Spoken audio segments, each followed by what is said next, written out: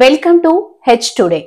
ఉమ్మడి శ్రీకాకుళం జిల్లా పాలకొండ మండల స్థాయి సమావేశంలో ఎమ్మెల్సీ పాలవలస విక్రాంత్ చేదు అనుభవం ఎదురైంది. ఉమ్మడి శ్రీకాకుళం జిల్లా పాలకొండ మండల స్థాయి సమావేశంలో ఎమ్మెల్సీ పాలవలస విక్రాంత్ చేదు అనుభవం ఎదురైంది.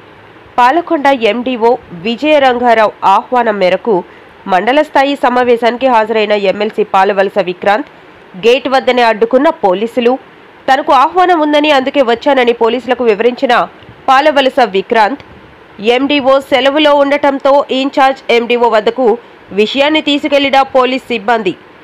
ఎమ్మెల్సీ విక్రాంత్ కు ఆహ్వానం అందినట్టు తన దగ్గర సమాచారం లేదంటున్న incharge MDO Palakonda MDO office వద్ద ఉద్రిక్త వాతావరణం.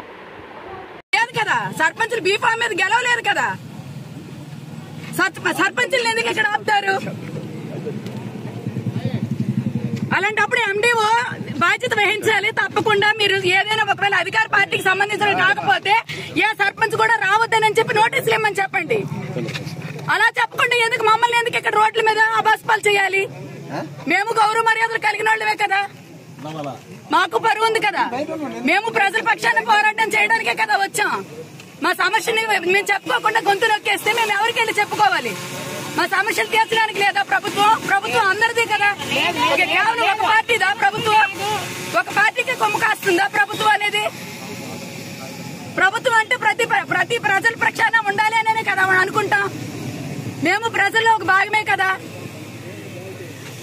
మా సమస్యలు చెప్పకుండా మా సమస్యలు చెప్పుకోకుండా మా గొంతు నొక్కేస్తే మేము ఎవరిని వెళ్ళి అడగాలి? మాకంటూ ఇంకా మాకే ప్రజా ప్రతినిధులైన మాకే ఇలాంటి అవమానాలు జరిగితే ప్రజలకు ఎటువంటి న్యాయం జరుగుద్ది ప్రభుత్వంలో?